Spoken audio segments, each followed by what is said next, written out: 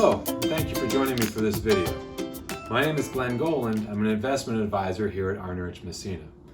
Each quarter, we bring our clients a look inside the world of our analytics team. And this quarter, we thought, in the interest of all the parents that are raising young children at home right now, that we'd take a look at some practical steps that you can do to raise the analysts of tomorrow. That is, what can we be doing now as parents to help make sure that our children are learning good financial skills as they're growing up? So the first thing that I would suggest that parents consider doing is separating chores from allowances. There's been a lot written on this, but the basic premise is as follows. Chores ought to be represented as those things which we have to do to be part of the family. Mom and dad don't get paid for chores, and nor should the kids. If the kids don't do their chores, then there are different privileges that can be taken away aside from financial ones. When you draw that line, then it's easier to use the allowance as what many authors consider it to be its best use, and that is as a teaching tool about money. So chores we do to be part of the family. Allowance is a teaching tool for parents to impart wisdom on their children about using money properly. So once the kids earn that allowance, another practical step that you ought to consider is thinking about where that allowance is kept. The best idea that I've come across is from a gentleman named Ron Lieber. Ron writes a book called The Opposite of Spoiled that has some great tips about raising fiscally responsible kids. One of his tips is to use a glass jar for allowance,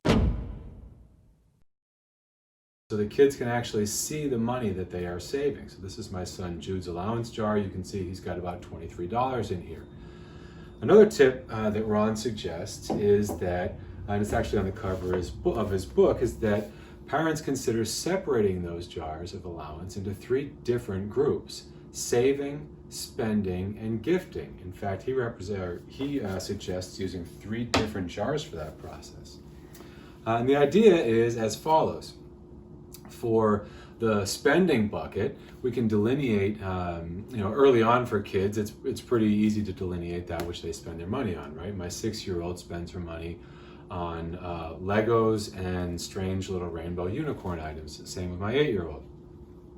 On the other hand, as they get older, that spend bucket can be used to teach them about the difference between needs and wants. So one of the parents that I work with has a really ingenious strategy where when they go to buy, say, a pair of jeans for one of their kids, and the kid wants brand A, and the parents want to spend a certain dollar amount that doesn't quite pay for brand A, that the parents will spend what they think is a reasonable amount, and the kid takes whatever the difference is from that spend bucket. So it's a neat way to teach kids about budgeting. So that would be one tip you ought to consider there. The other thing you ought to think about if you have kids that are on the door of becoming teenagers is there's a great author in Portland named Paul Nourigat. Paul's got a book here called The Brutal Truth for Teens If Money Could Shout. Paul has written a series of books that are aimed towards children of different ages to teach them important lessons about money. He's a hip guy, so this includes everything from cyber crime and email scams and that sort of thing, right down to peer pressure and some of the other things that teens end up spending money because of. So again, Paul Nourigat will include a link to his work with our article here, or with our video, excuse me. So that's the save bucket. The last bucket, that's the spend bucket. So the next bucket we ought to consider is that save bucket. And here, my kids had gone down to the bank and were able to open bank accounts as 6 and 8-year-olds.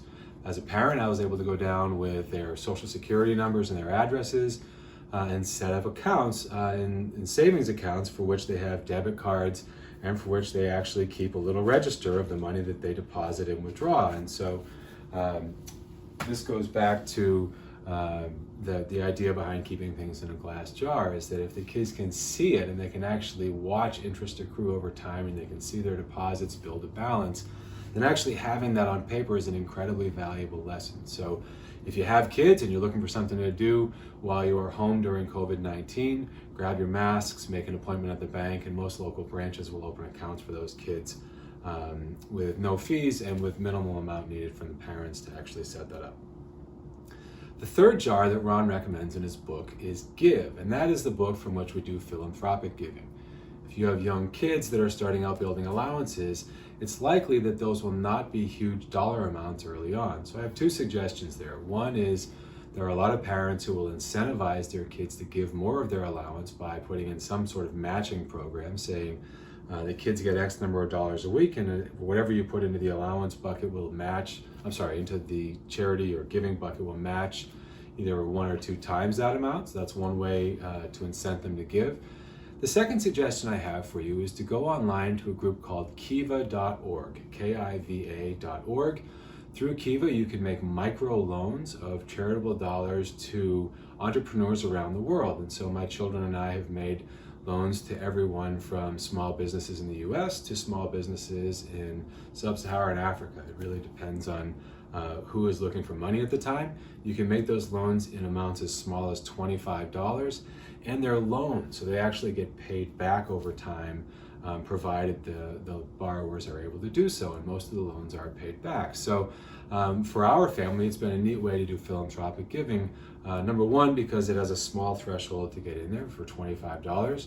Number two, my kids like the online access to be able to see who they're giving money to. And three, the money actually comes back to them and they can re-lend it out again. So I think that's a neat way for them to learn a lesson. The last practical tip we'd like to share with you today is around the most important money lesson of all that we can teach our children, and that is of delayed gratification. I think back to Master Yoda in in Empire Strikes Back, saying, "Control. You must learn control." And there are ample studies out there that show that if we can impart that element of control in our children when they are young as it relates to money, then they are far more likely to have retirement balances as they get older. They're far more likely to avoid falling prey to many of the scams that are out there on the financial side. So as it relates to control, here's my, or delayed gratification rather, here's my best advice. Behind me sits a Star Destroyer, and to my left is a piano.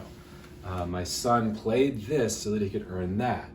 And what we did is we actually built out a chart on the refrigerator that mapped out every single one of his practices for 9 months.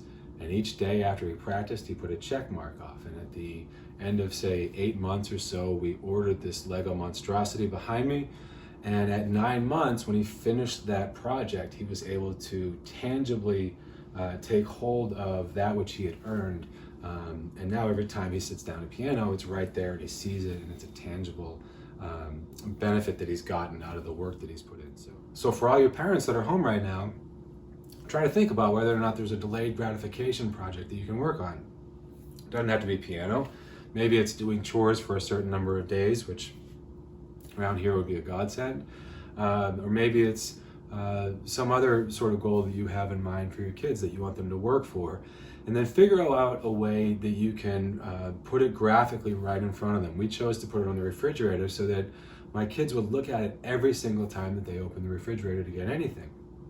The last bit I would add there is for the first 9 months of the year, I joined in. So for every day that Jude played piano, I actually practiced guitar.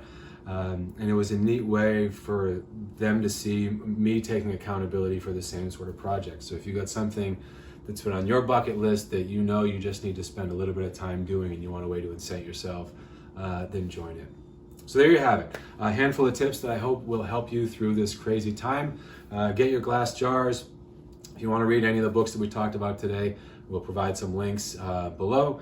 And thank you again for the time that you spent with me today. I hope this message finds you safe and socially distanced and doing